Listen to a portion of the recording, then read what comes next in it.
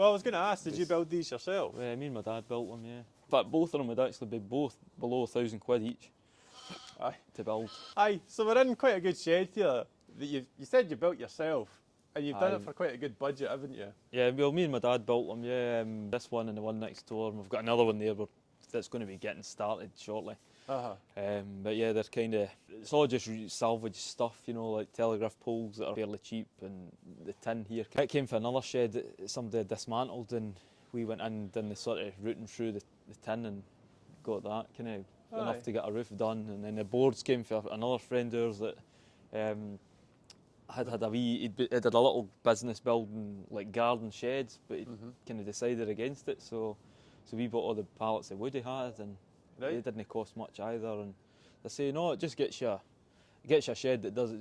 It's no it's fancy. A nice shed, like it's nice and airy too. Yeah, there's a lot of wind through them, and it's good ventilation. It keeps it nice and dry. And when it came to actually designing the shed, did you design it? Did you just throw it up? No, had you built some before? Or? Oh, we've done. There's some others. Another wee bit we've got there that it's mainly used a kind of covered handling system now, but we'd already done a couple there, and so we had a kind of rough idea of what you were wanting to be building, kind of thing. But they just kind of evolve every time. You think, oh well, we'll maybe do this a bit better. We'll improve this kind of thing, and just kind of work away with it. But generally, they're usually built to suit something we've got, like material wise.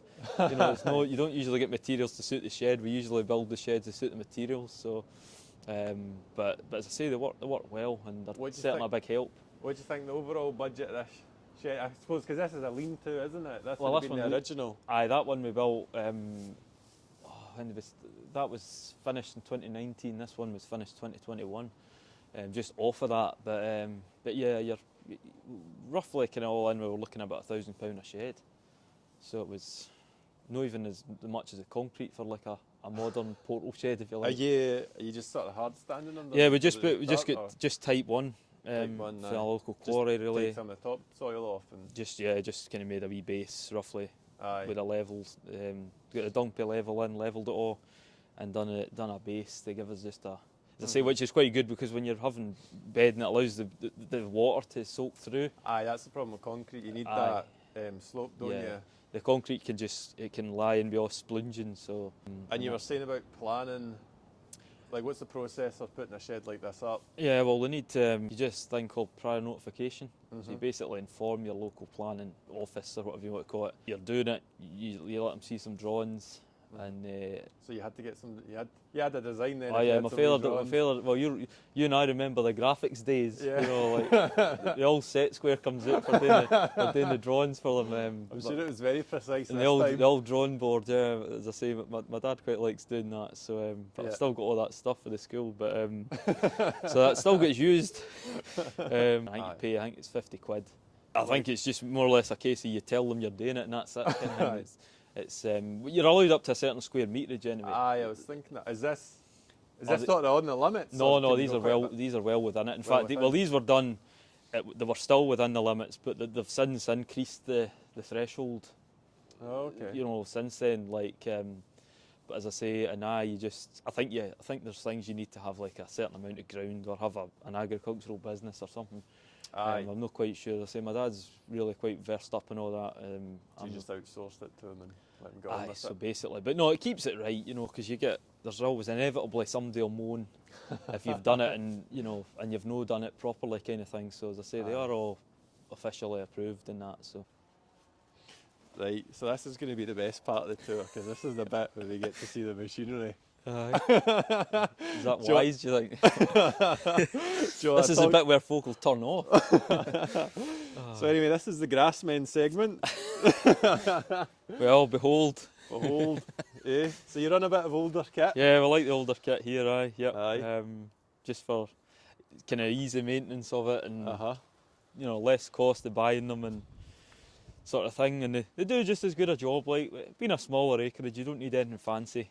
No. As I say, this is an old International 584 that we've had for a number of years now, and It does a way great. Starts every time you go to it, and What does you- all I need to do with it. Kind of What are thing. you mostly doing with tracks? Because obviously you're moving bales with this. Well, why this was our high-tech new piece of thing. That's equipment down absolutely here. fantastic. That, you know, yeah. No, that saved a lot of time. That brilliant Uh-huh. thing. But yeah, moving bales about, and I've got an old tedder for this. So like when I'm making the haylage, it does the tedding, and that's about it. Really, a bit of topping when if there's Aye. grass got away, and a wee bit of harrowing sometimes, and But I mean, that's it. Like this bit of kit will just do the same job as Yeah, anything else. It might brilliant, not be yeah. as quick as the other ones, I mean, but you'll still. it's a lot fancier because the other ones I've got don't have a cab, so it keeps you You got warm. a radio in it?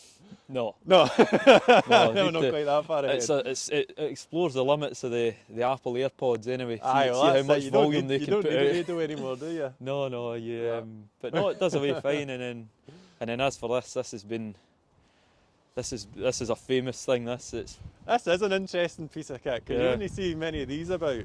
it's doesn't even have there's not a thing on that. Doesn't even have a key or anything. You start it with a handle, and we've had that for 25 years, more Uh-huh. than that probably. And that basically does just any kind of minor dung shifting and things like that. Got Like the I old- clean my lambing pens out with it, just grape them into the skip there, and Aye. and I say we had a lot of. It's been a great wee thing. Never ever misses a beat. There's always doesn't matter what weather you get or how cold it is. There's always guarantee that thing will go. There's never you never have any issues with it. Right. So yeah, that's it really. It's still got the good old kidney basher seat on it too. Oh, doesn't I it? know. But yeah, just that tractor. My dad's got a couple of diggers as well, a couple of JCBs, so they do the kind of any big cleaning out jobs where. Aye, so mucking out these big Aye, long sheds. mucking here. out the bigger sheds, yeah, and that's about it really.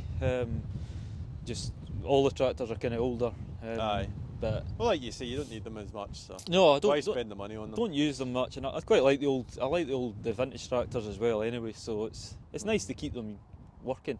Aye. And obviously, if something goes wrong with that, you can sort of fix it. It's doesn't need a wait a dealer and plugged into a computer and costing you about $1,000 a time, So as I say, maybe it would be nice one day to have a 4-wheel drive tractor with a loader, perhaps maybe.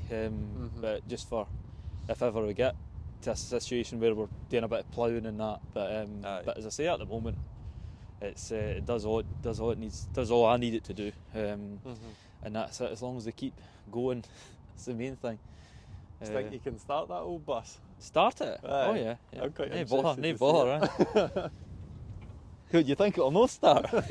I'm just wondering how it starts. Oh well, there's the key. You've got to keep your key Oh, with you. right, aye. But yeah, it'll start no bother. You've just got to make sure it's turning fast enough and you don't break your arm with it. So there we go.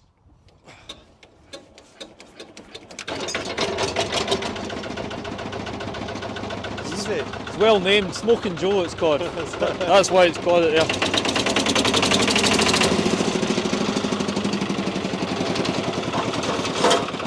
So how'd you turn it off? I don't know actually.